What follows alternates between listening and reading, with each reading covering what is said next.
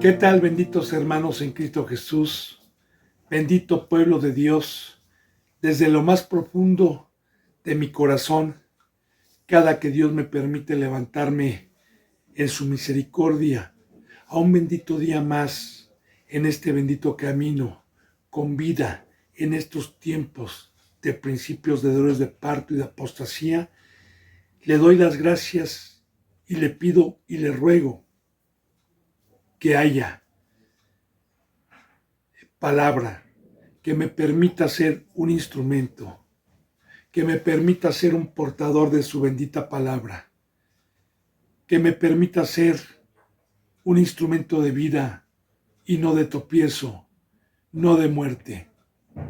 Para ello, bendito hermano, no nada más es venir a pedirle a Dios como ministro, sino teniendo una conciencia tranquila delante de Él, sabiendo que no estamos practicando el pecado ni estamos en el mundo, para que Dios pueda escuchar nuestras peticiones como ministro.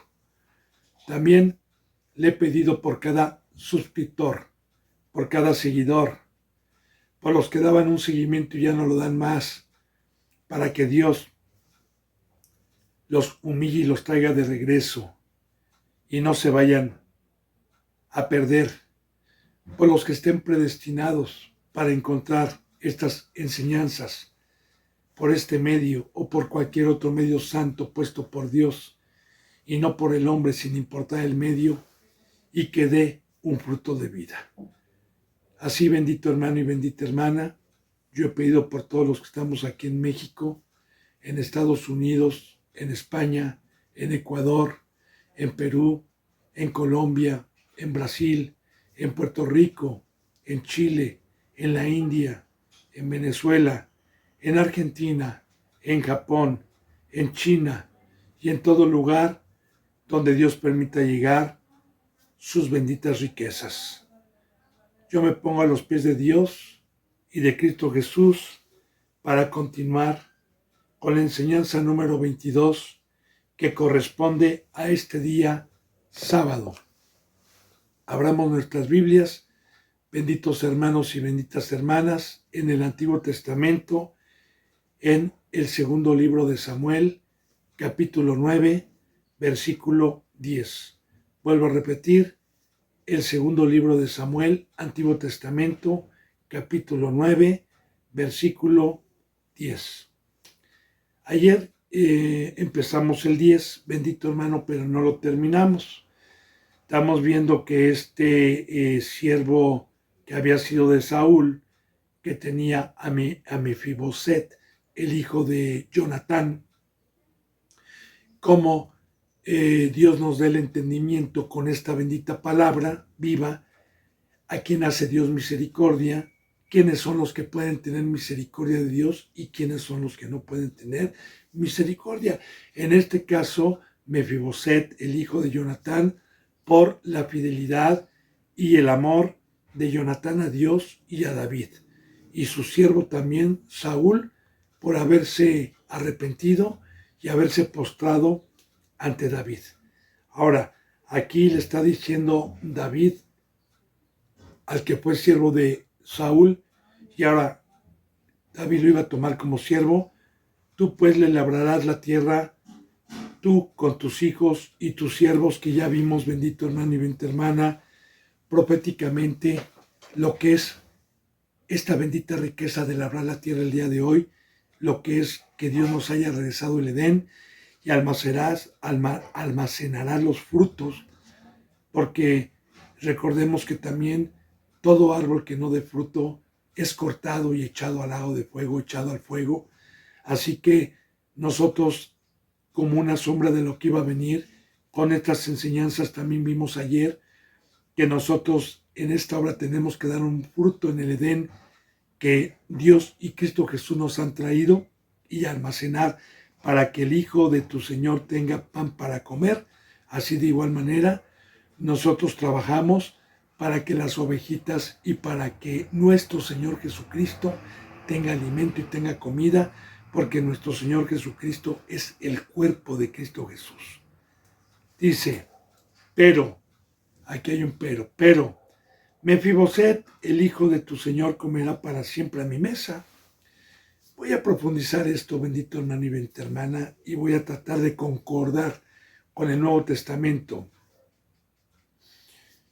En alguna ocasión, los discípulos que siguieron a nuestro Señor Jesucristo, una vez que dejaron redes, casas, trabajos, una vez que tomaron su cruz, que fue dejar el mundo y seguir a Cristo Jesús, y una vez que Cristo Jesús en 3 años y medio los probó en las barcas, en varios hechos que hay en los evangelios, su fidelidad, cómo los probó y que fueron fieles y que no regresaron para atrás. Hubo un tiempo ya cuando Cristo Jesús, antes de ir a la cruz, les dijo: ahora ya no los voy a llamar siervos, porque su siervo no sabe lo que hace su Señor, sino los llamaré amigos. Y es muy importante porque la mesa hoy de nuestro Señor Jesucristo es el pan de vida, es la revelación, es un alimento sólido.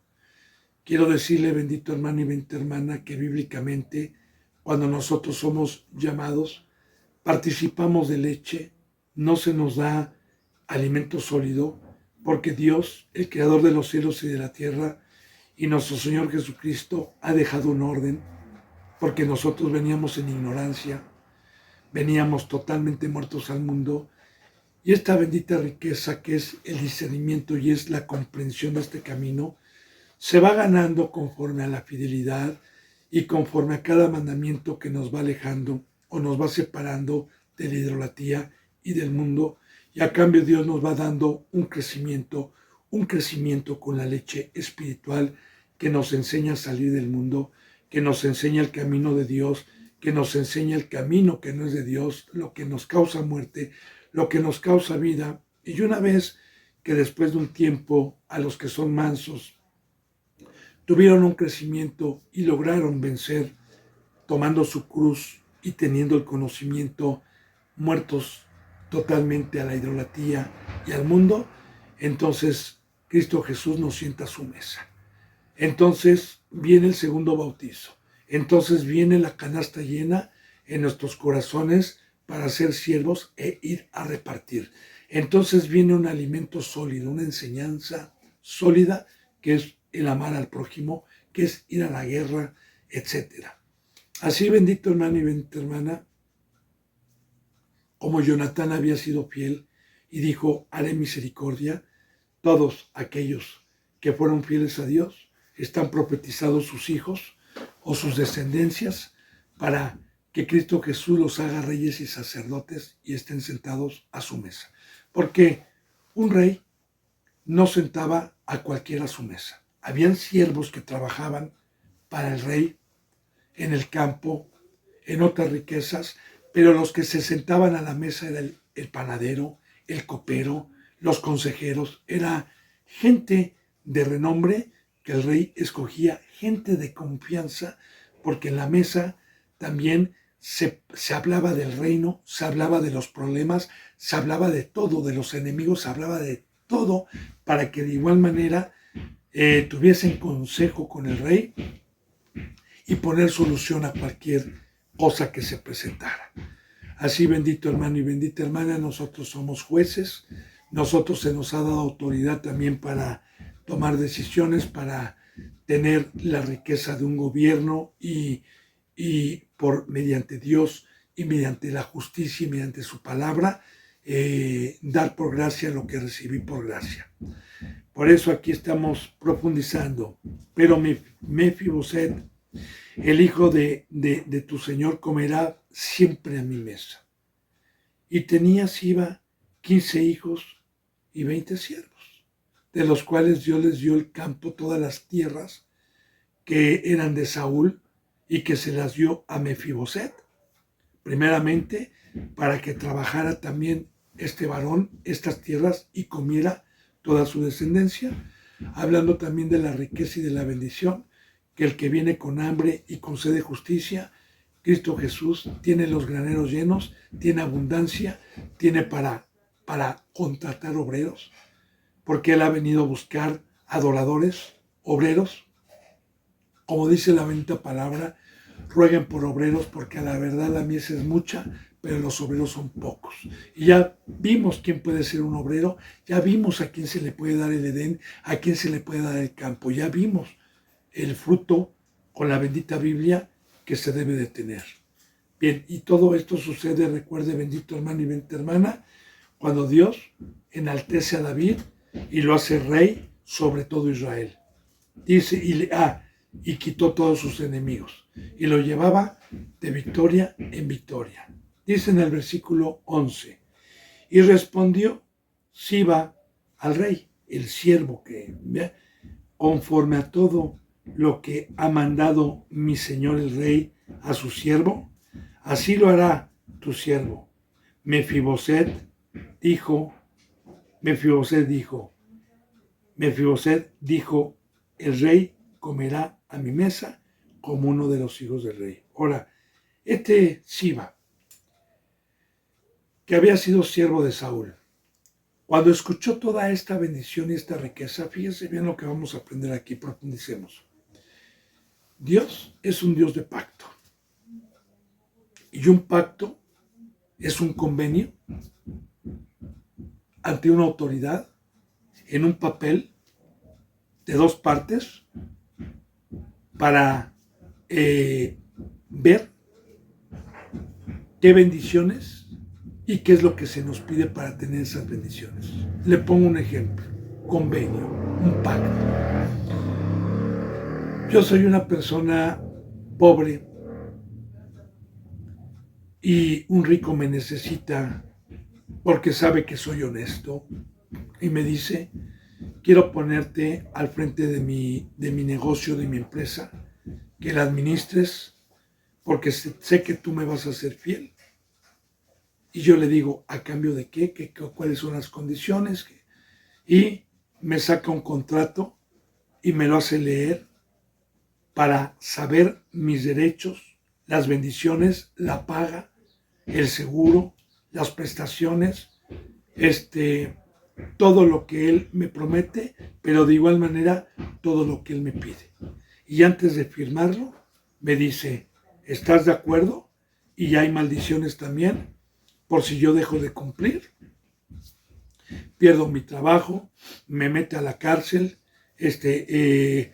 llevo maldición a mi familia, me extiendo una carta para que nunca nadie más me dé trabajo, etcétera. O sea, son parábolas, son ejemplos.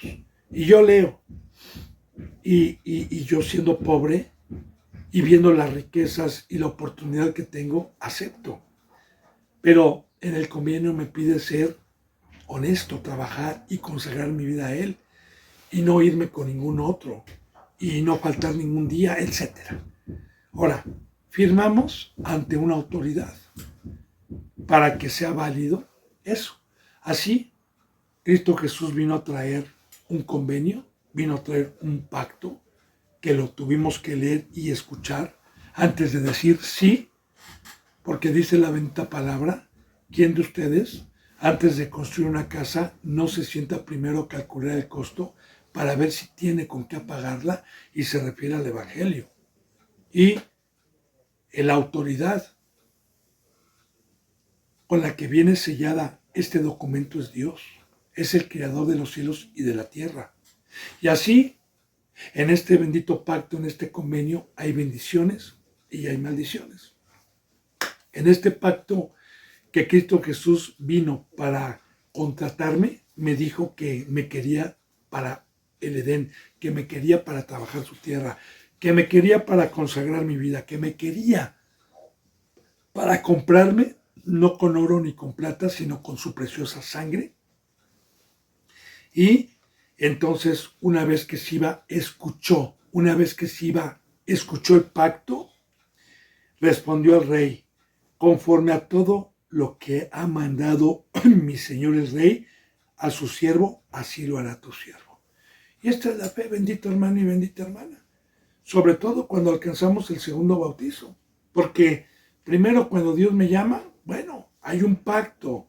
Y luego también en el segundo bautizo hay también un pacto de tomar mi cruz, de consagrar mi vida como siervo. Y antes de tener la riqueza, antes de tener la bendición, primeramente me dice cuál es mi obra y cuáles son mis bendiciones. Y yo libremente acepto o no acepto.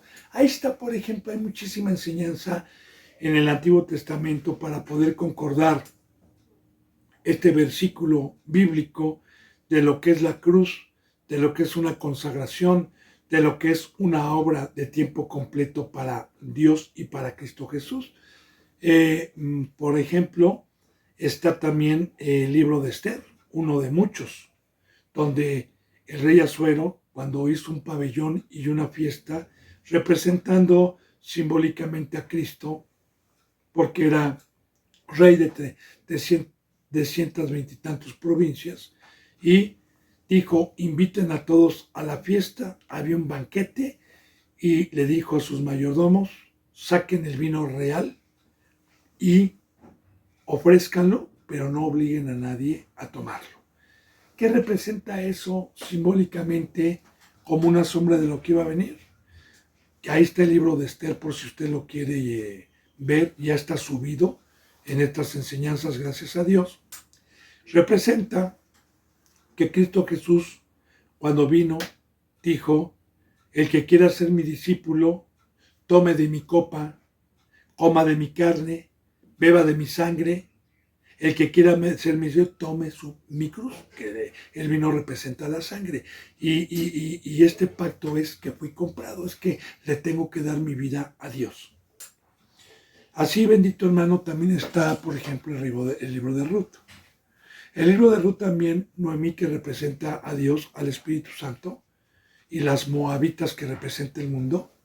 El pacto es salir del mundo y consagrar su vida en Jerusalén, en una obra para trabajar con vos, que representa a Cristo Jesús. Orfa regresó para atrás, pero Ruth consagró su vida.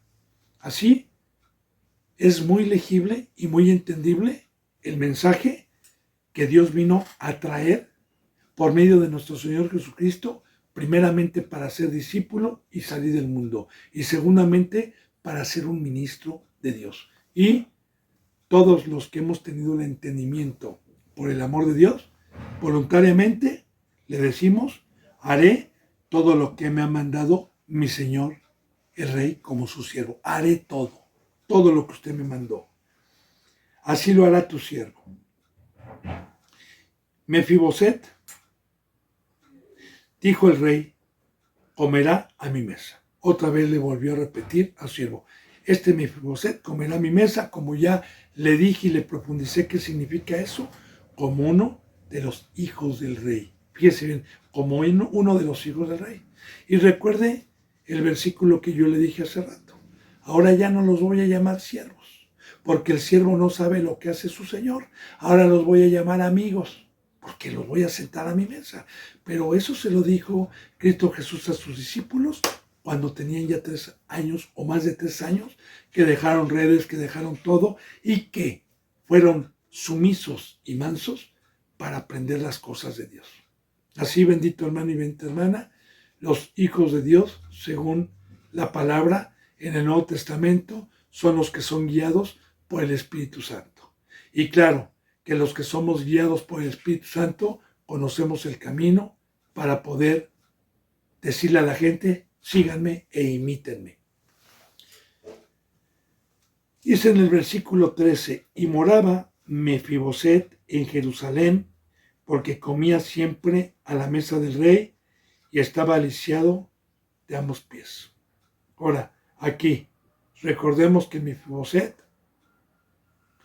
estaba lisiado porque cuando hubo la guerra, su nodriza lo tomó y corrió, se tropezó y quedó dañado este varón. Pero ¿qué representa esto? Porque ya estaba sentado a la mesa, ya estaba con Dios. Recuerde, bendito hermano y bendita hermana, en el primer pacto, los pies representan el evangelio. En el primer pacto no hubo. En el primer pacto fue débil. En el primer pacto el mandamiento no era ir a todas las naciones a llevar el evangelio, no. Entonces, cuando la bendita palabra nos habla de sordos, de ciegos, de estériles, de inválidos o lisiados, simbólicamente habla del primer pueblo y de todo el mundo que estábamos enfermos y que no podíamos estar en esta obra. Hoy, el llevar el Evangelio es que yo estaba también postrado, es que yo estaba muerto, es que yo estaba ciego, es que yo estaba sordo. Entonces, en el primer pacto estaba la ley, pero todavía no estaba para llevar el mandamiento. Bueno, pero de todas maneras, ¿verdad? Aunque estuviese lisiado, por amor a Jonatán, Dios no desamparó y todos los días comía, como el rey lo dijo, a su mesa, y estaba lisiado de ambos pies, y aparte tenía los campos y las tierras donde se estaba trabajando. Entonces, ¿qué aprendimos en este versículo 9, bendito hermano y bendita hermana? Las riquezas de Dios y las promesas de Dios a quien lo aman, porque Jonatán ya estaba dormido. Jonatán va a estar en la vida eterna. Jonatán es un ejemplo a seguir a los que han dado un seguimiento, y cómo la descendencia, cómo la promesa de David para Jonatán se cumple, representando muchas veces, recuerde David, a Cristo Jesús. Vamos a empezar el capítulo 10, versículo 1.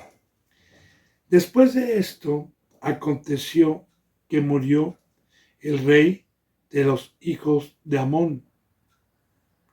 Recuerde, bendito hermano, que estos reyes representan reyes que no eran judíos, que no eran de la circuncisión. Amón, recordemos que vienen de los amonitas y que eran hermanos de los moabitas. Recuerde que estas dos mujeres eran las hijas de Lot cuando salieron de Sodoma y Gomorra, Moab y Amón. Y recordemos que embriagaron a su padre para dejar una descendencia de fornicación que representa el mundo. Y cada que habla de un rey de Moab, de Amón, ¿qué representan hoy esos reyes? Que Satanás también es un rey, también tiene hijos.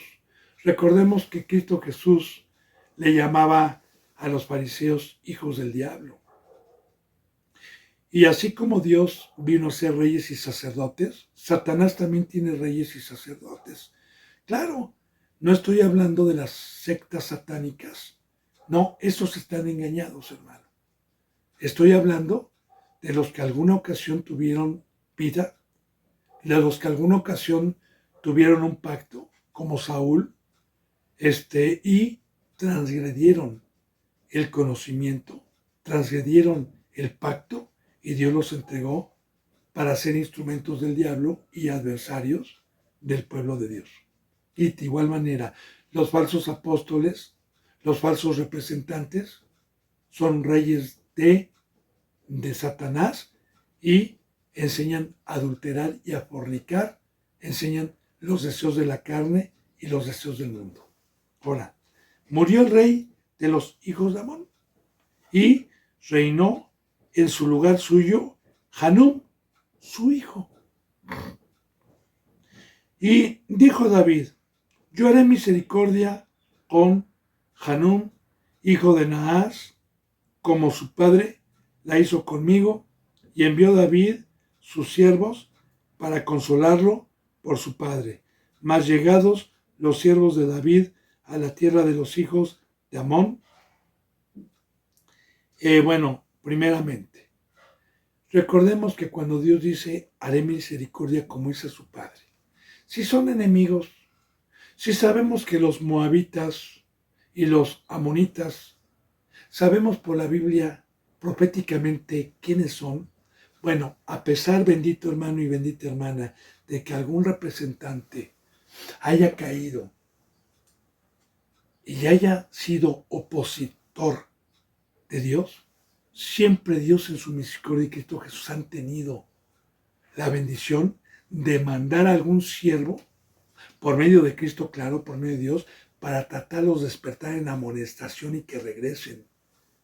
Claro que los que no quieren y practican el pecado ya no tienen perdón, pero hay algunos que Cristo Jesús les puede hacer misericordia. Y así como hizo misericordia con su padre, dijo, voy a hacer también misericordia con su hijo.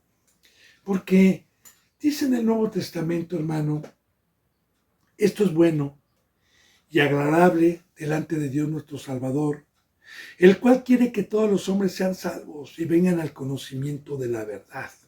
De igual manera, recordemos que en Ezequiel, cuando Dios lo escogió como profeta, en los primeros capítulos de Ezequiel, capítulo 1, capítulo 2 y capítulo 3, aprendemos que Dios, una vez que lo hizo profeta, le dijo, te escogí como profeta, te he ungido para que tú vayas a un pueblo pecador que yo amo y te voy a endurecer tu rostro como ellos tienen endurecido el rostro, para que vayas a amonestarlos, para que vayas a darles mi mensaje, para que vuelvan a mí y se arrepientan, por si acaso se arrepienten.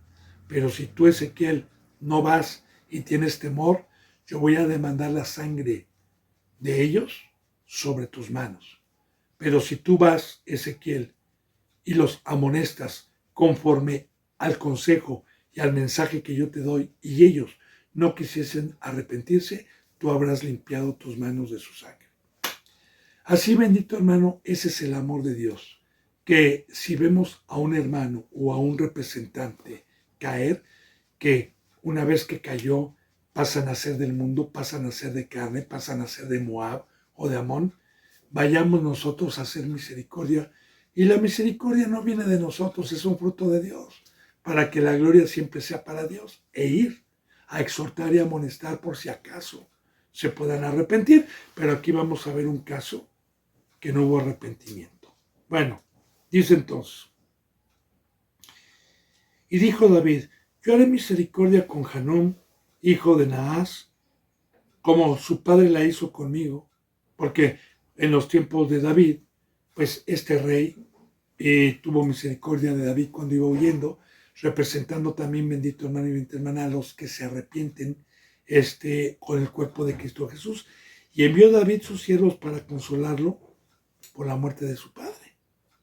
Mas llegados los siervos de David a la tierra, a los hijos de Amón, los príncipes de los hijos de Amón dijeron a Hanún, su señor, ¿te parece que por honrar David a tu padre te ha enviado consoladores? Fíjese bien, los príncipes también. Claro que estaba reinando, pero habían príncipes. La palabra príncipe es principal. Y bendito hermano y bendita hermana, quiero decirle también esto. Mire, Cristo Jesús, cuando vino, en las sinagogas había puro principal y los sumos sacerdotes. Y cuando Cristo Jesús entraba para hacer misericordia, para que se arrepintieran, algunos escuchaban, algunos creían, pero el consejo y el Sanedrín, que eran los principales, estaban en contra de Cristo Jesús y en contra de sus enseñanzas y metían turbulencia, metían confusión. Entonces, fíjate bien, y le dijeron los principales al rey, ¿te parece que por honrar David a tu padre te haya enviado consoladores? Ahora, ponga mucha atención, porque todo esto tiene revelación. ¿Qué es un consolador el día de hoy? Bíblicamente, bendito hermano y bendita hermana, para profundizar la palabra, a Dios y el Espíritu Santo se le conoce como un consolador. Y así hay algunos versículos bíblicos en el Nuevo Testamento en San Juan donde dice, y cuando venga el Espíritu Santo, Él consolará, Él convencerá, Él consolará. Como dijo también Pablo, ¿verdad? Nosotros somos consolados para llevar consuelo. Y el Espíritu Santo. Ahora, ¿cuál es el consuelo que yo necesito? Bueno, primeramente, la muerte es algo horroroso. Y así cuando yo he visto morir a algún hermano, algún ser querido, espiritualmente, el que me ha consolado de esas muertes es Cristo Jesús.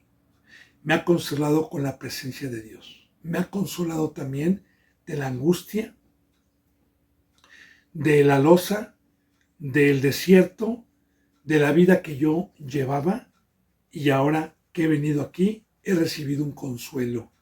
Entonces, el único consolador es Dios y Cristo Jesús. Y así, fíjese bien, ¿te parece que por honrar David a tu padre te haya enviado consoladores? Y no estaba honrando al padre, porque a un muerto no se le puede honrar. Más bien quería tener misericordia de su hijo. ¿No ha enviado David sus siervos a ti para reconocer e inspeccionar la ciudad y para destruirla? Ahora, voy a profundizar esto, bendito hermano y bendita hermana. Usted sabe que en el corazón de David, como en el corazón de Cristo, el único fruto que hay es bondad. Porque alguna ocasión le decían a Cristo Jesús, Maestro bueno. Y él dijo, a nadie llames bueno porque solamente uno bueno hay. De igual manera, los hijos de Dios que tenemos a Dios, el árbol bueno no puede dar malos frutos, el que tiene a Dios. Y el árbol malo que tiene al enemigo no puede dar frutos buenos. Así, sabemos que este fruto que había en David y que hoy hay en Cristo era llevar misericordia y consuelo, y esa misericordia es un arrepentimiento el día de hoy, es por medio del Evangelio, porque el único que nos puede consolar de toda la aflicción, de todo lo que hay en el mundo, es Cristo por medio de Dios. Pero, ¿qué pasa con los adversarios? ¿Qué pasa con los pecadores? ¿Qué pasa con estas iglesias que ya tienen un corazón endurecido, que ven cosas que no existen en contra de la misericordia y la bondad de Jesús? Quiero decirle algo muy importante. Dios nos está permitiendo con un hermano. Yo le di testimonio hace como unas 3 semanas o 4 semanas que un hermano en Cristo Jesús, por un tropiezo que tuvo, Dios le amó y le mandó un correctivo. Y un hijo que tiene 8 años casi muere, estuvo entubado. Él se arrepintió y nosotros oramos a Dios y Dios le sanó a su hijo. Hoy, su hijo, una vez que sanó, Dios puso en su corazón el hambre de escuchar la palabra también. Y el niño tiene 2 o 3 semanas o 2 semanas y media de estar pasando todos los días, a la palabra. Claro que nosotros le damos una palabra especial a su tamaño. Y de igual manera se unió su hermanito, que tiene 6 años, también. Ahora bien, la familia de mi hermano Dani, que son sus suegros y sus cuñados, son cristianos, sus cristianos engañados, que Dios me permitió en su momento tratarlos de meter al camino, pero ellos no quisieron, creyeron más en la mentira. Y claro que en todo momento están opuestos al fruto que el hermano Dani tiene de pasar todos los días a la palabra. Y ellos están en oposición. Ahora que los niños están contentos porque están entendiendo la palabra y ellos mismos buscan, se les da una enseñanza. Y ayer, por ejemplo, no es la primera vez. Ayer este niño dice, oiga, hermano, sí, dime, hijo, oiga, usted está hablando de que debemos de ser perfectos. Sí, no es cierto. Me dijeron que no podemos ser perfectos. Le dije, ¿quién te dijo eso? Mi tía. Y bueno, claro, de acuerdo a su tamaño, ¿verdad? Ya se le dio con la Biblia, ¿verdad? Lo contrario. Entonces, quiero decirle que todos aquellos que tienen corazones endurecidos, que son hijos del diablo, siempre se van a oponer a la misericordia de Dios y a la verdad de Dios. ¿Por qué? De cierta manera a mí me da coraje y me da gusto, las dos cosas. ¿Por qué gusto? Gusto porque yo sé que Satanás únicamente ataca a los que estamos en la verdad.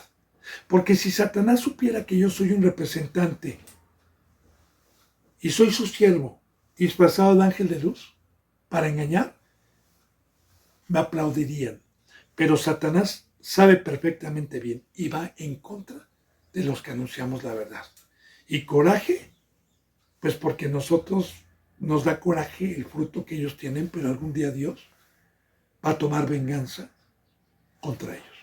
Ahora, aquí estamos viendo entonces el fruto de estos principales. Fíjense bien, el Hijo iba a recibir misericordia. Y aquí la obra de Satanás, del enemigo, es que no reciban la misericordia de Dios y endurecer corazones en contra de los que tienen un fruto de bondad y de misericordia. Por eso dice, ¿no ha enviado David sus siervos a ti para reconocer e inspeccionar la ciudad y para destruirla? ¿Falso o verdad? Falso. Porque, ¿quién es el destructor, hermano? ¿Y quién es el que da vida? El destructor es el diablo. Cristo Jesús es el que da vida. Claro, claro. Cristo Jesús destruye a los enemigos cuando no aceptaron su misericordia y cuando son instrumentos de oposición, que es muy diferente. Ahora, entonces, Hanún tomó los siervos de David, se dejó engañar, en vez de meditar, se dejó engañar, creyó más en la mentira, y así recuerde que dice la palabra, que Satanás engaña al mundo entero, que Satanás engaña al mundo entero. Ahora, ¿qué hizo? Fíjese bien. Entonces aún tomó los siervos de David, les rapó la mitad de la barba y les cortó los vestidos por la mitad hasta las nalgas y los despidió.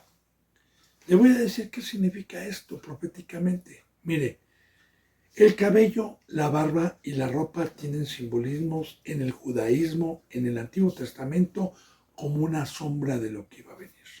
Porque le voy a hablar espiritualmente. La bendita palabra nos enseña que por las barbas de Aarón iba a ser ungido el pueblo, por las barbas de Aarón.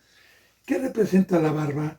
Que el aceite en el Antiguo Testamento, cuando Dios escogía a alguien para ser siervo suyo, entonces lo ponían abajo del sumo sacerdote, que representa a Aarón, y de cualquier hijo de Leví, sumo sacerdote, que tenía que dejarse la barba, y el aceite escurría sobre la cabellera y escurría sobre la barba, y la persona que iba a ser ungida estaba debajo con la cabeza de la barba, representando que todos aquellos que vienen son menores de estatura, espiritualmente hablando, que nosotros, y que por medio, el día de hoy, de una iglesia, de un sacerdote, del cuerpo de Cristo Jesús, nosotros hoy espiritualmente llevamos la barba para que por medio del Evangelio, por medio de Cristo Jesús, los que están abajo y vienen, sean también bendecidos y sean ungidos.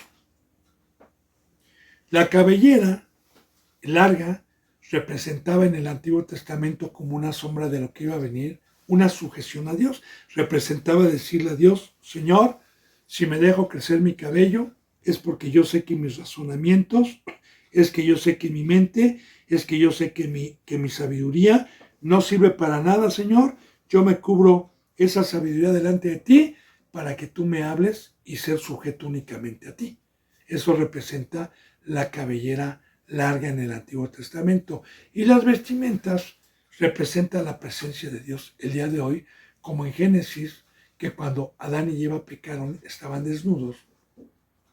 Ahora bien, cuando un rey, cuando alguien donde Cristo Jesús quiere tener misericordia y nos dejamos engañar o nos dejamos endurecer más el corazón, entonces nos volvemos un instrumento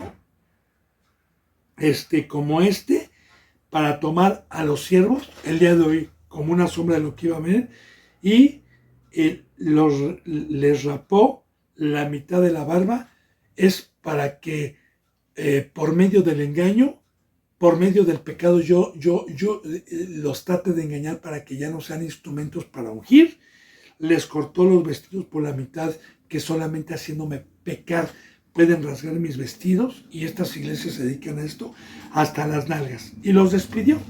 Luego, fue la mitad del vestido, fíjese bien, fue la mitad de la barba, no completamente, ¿verdad? Porque estos van a tener perdón todavía de Dios. Dice, cuando les hizo saber esto, o cuando se le hizo saber esto a David, envió a encontrarles a estos varones, a estos mensajeros, porque ellos estaban en extremo avergonzados. Y claro, ¿cuál es la mayor vergüenza? Quedarme sin Dios, quedarme desnudo. Proféticamente, Dios utiliza simbolismos, porque si usted ahorita camina en la calle semidesnudo, que se le vean las nalgas, pues obviamente se va a avergonzar de toda la gente que lo está viendo. Es una vergüenza.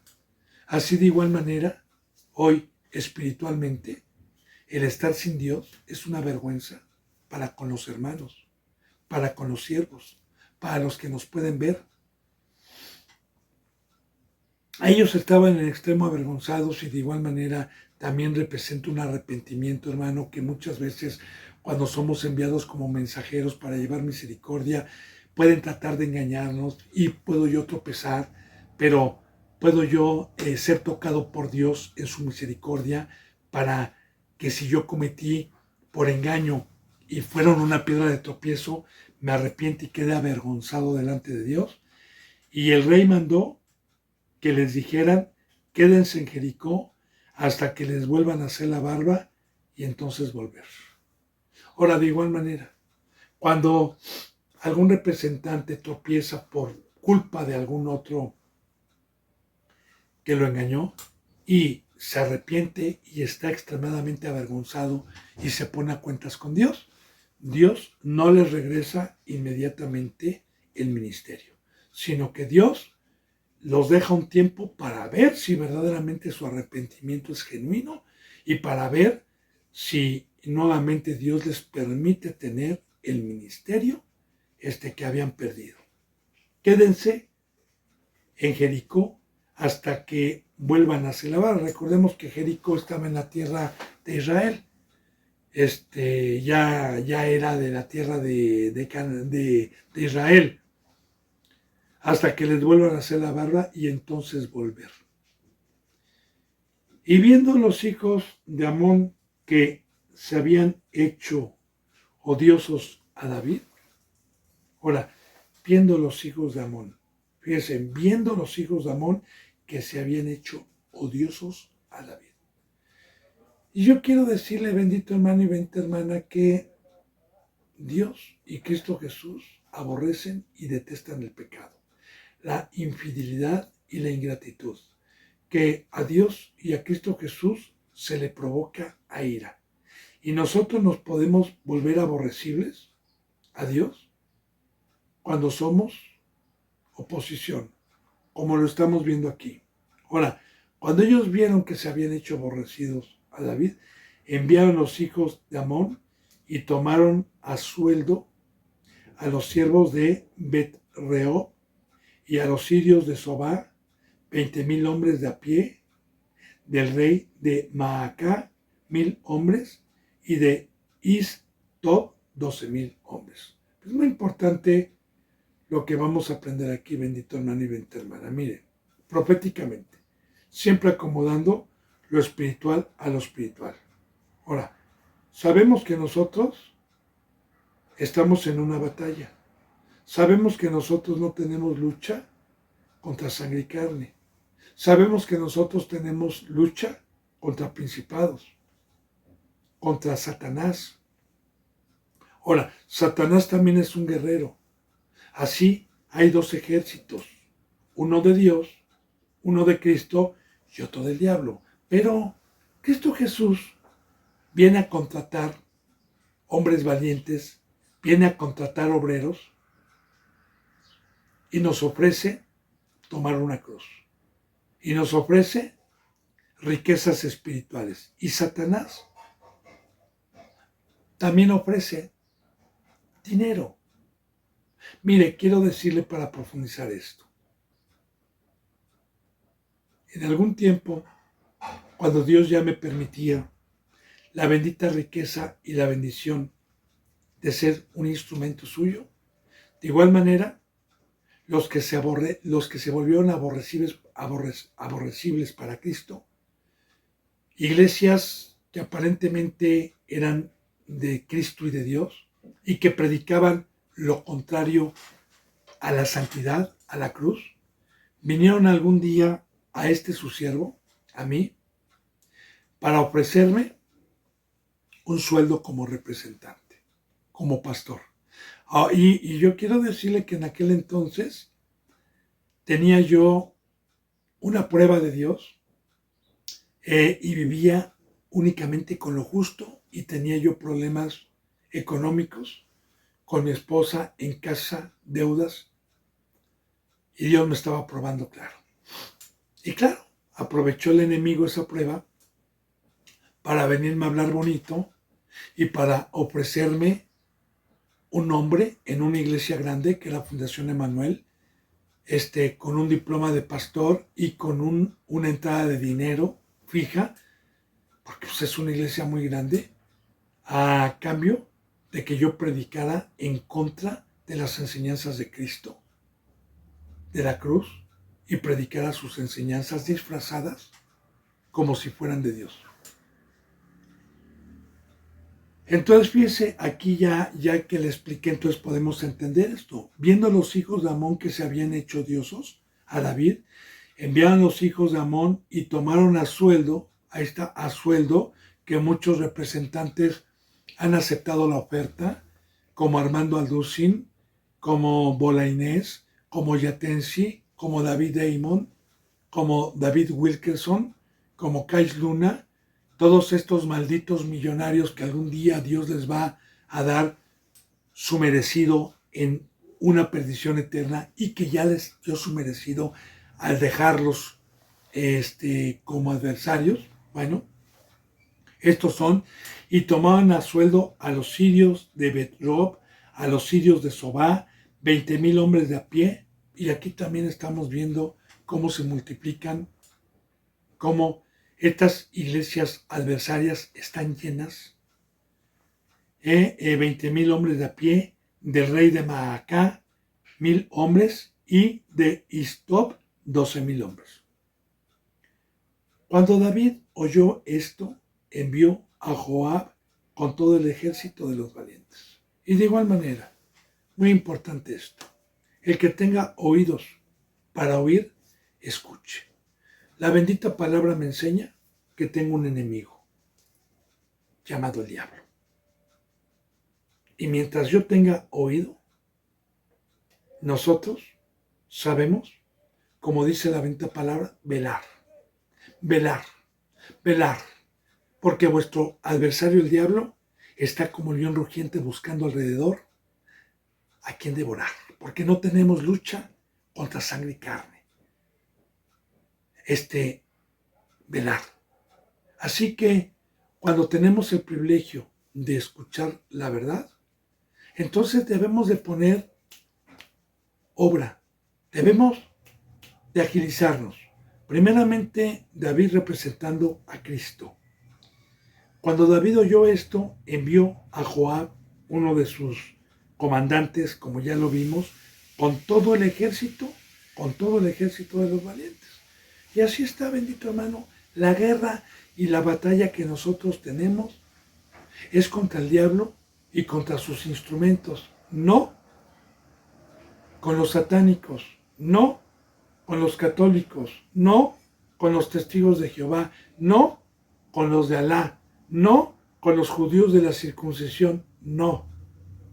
Nuestra guerra es contra todos aquellos que alguna ocasión tuvieron el privilegio de ser hijos de Dios, pero que no cumplieron con el pacto y Dios los entregó porque yo quiero decirle bendito hermano y bendita hermana y quiero profundizar esto de una vez. ¿Usted qué cree que tenga más pecado? Alguien que no es cristiano y que sea un satánico y que haya sido bautizado con sangre de animales a la consagración del diablo y sea un instrumento del diablo, que está engañado y que nunca tuvo vida y que nunca tuvo la verdad y que no saben lo que hacen, o alguien que tuvo vida, que tuvo conocimiento y que voluntariamente entregó su vida al diablo. Porque yo sé que si peco, me vuelvo hijo del diablo. Yo sé que si practico el pecado, me vuelvo pueblo del diablo, con conocimiento. Por eso la ira de Dios. Por eso es muy diferente lo que Dios permite a los que antes de Dios su ley que a los que están en ignorancia. Hay satánicos que no son cristianos, que han sido perdonados. Hay testimonios, hermano, y que llegaron a ser sacerdotes, sacerdotes satánicos. Pero de igual manera, los que alguna vez tuvieron un don, los que alguna vez fueron hijos de Dios y recayeron, es imposible que Dios los perdone ya, a los que practicaron el pecado. Y estos son los que Cristo Jesús les decía, ustedes son de vuestro padre el diablo, y los deseos de vuestro padre queréis hacer. Porque él ha sido homicida desde el principio, y aquí estamos viendo todo esto, hermano. Entonces, sabiendo que hay un ejército del diablo que quiere nuestras vidas, de los justos, como en el libro de los Hechos, hay quienes perseguían a los apóstoles de ciudad en ciudad, que no eran los fariseos, los escribas, los saduceos. ¿A quién perseguían a Cristo? ¿Eran los romanos? ¿Eran los griegos? ¿Quién perseguía a Cristo? ¿Quién eran los toros de Basán que lo rodeaban? Los mismos que se jactaban de ser su pueblo. Bueno, así, bendito hermano y bendita hermana, entonces estamos profundizando que hay oposición y que tenemos. Ahora, ¿qué tenemos que hacer? ¿Qué hace Cristo Jesús? Bien, Cristo Jesús reúne a todo el ejército de los valientes. Ahora, ¿quiénes son los valientes y quién es el ejército el día de hoy? Muy bien. Primeramente, los que tienen o los que tenemos la llenura del Espíritu Santo, porque Dios no nos ha dado un espíritu de cobardía, sino de valentía.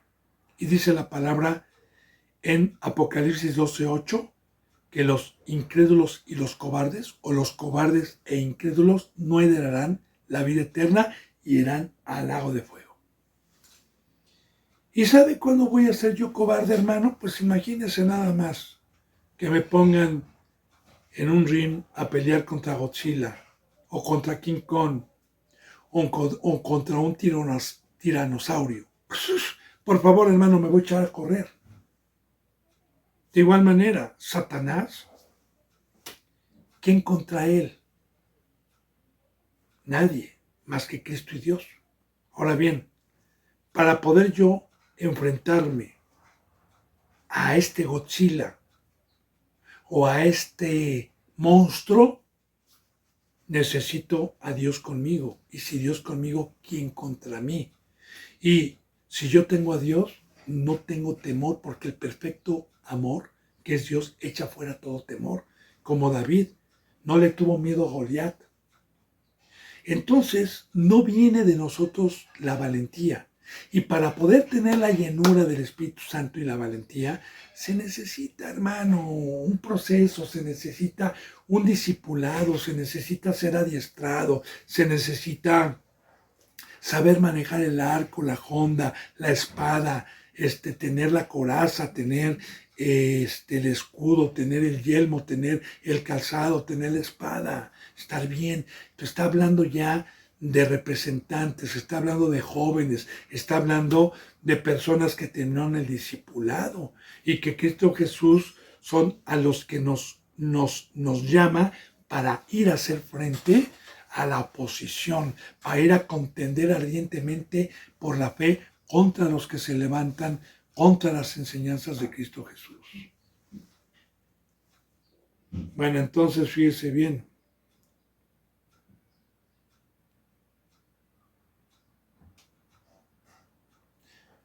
Dice en el versículo 8, y saliendo los hijos de Amón a la guerra, se pusieron en orden para la batalla, a la entrada de la puerta. Pero los sirios de Sobá, de Roab, de Istob y Baacá estaban aparte en el campo los que fueron contratados. Viendo pues Joab, que era el capitán del ejército para salir a la guerra, que se le presentaba la batalla de frente y a la retaguardia, porque habían dos grupos, estrategia, entresacó de todos los escogidos de Israel y se puso en orden de batalla contra los sirios. Así que los estaban rodeando, hermano.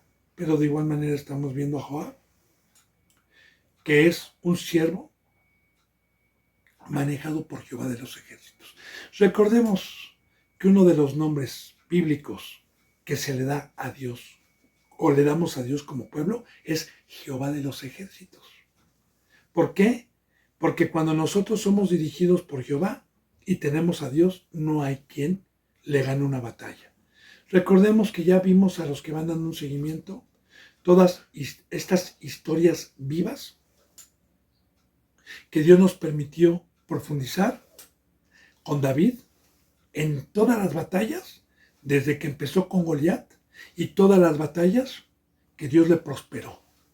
Así, bendito hermano y bendita hermana, fíjese bien, cuando vio esto Joab, que estaban rodeados, fíjese bien, y la retaguardia, entresacó de todos los escogidos de Israel, fíjate, entresacó de todos los escogidos, escogió gente de todo el ejército de los y se puso en orden de batalla, en orden, muy importante.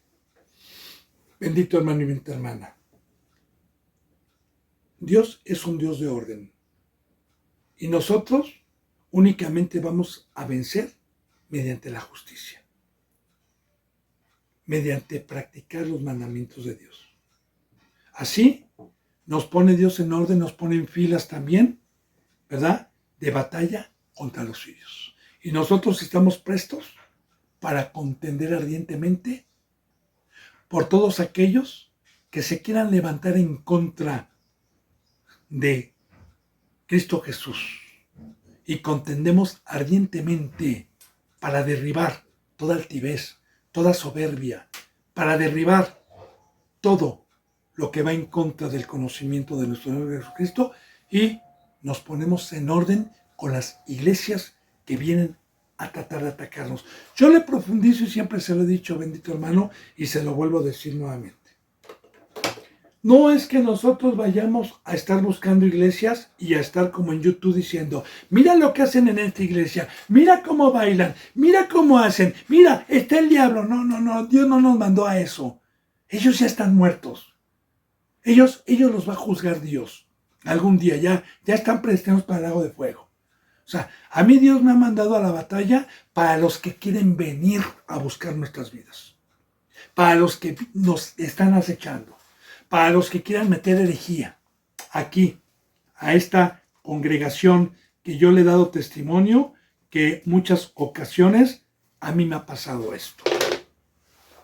Y aquí estamos hablando de una iglesia que estamos nosotros guardando, como David no fue a buscar a Goliat ni a los filisteos, sino que Goliat y los filisteos querían la vida, querían ser o querían traer al pueblo de Israel como siervos. Entonces, es ahí cuando nosotros nos ponemos en orden de batalla. Es ahí cuando Cristo Jesús escoge a los escogidos para hacer frente y para pelear. Bendito hermano y bendita hermana, se me ha ido la hora. Estamos profundizando todas estas profecías bíblicas y acomodándolo hoy como enseñanza espiritual. Ahí están los teléfonos, cualquier duda que usted tenga, cualquier comentario, no dude y nosotros le aclaramos. Así que yo me despido con un abrazo, con el beso del óculo santo, hasta mañana si Dios lo permite, para continuar con enseñanza 23. Hasta mañana y gracias.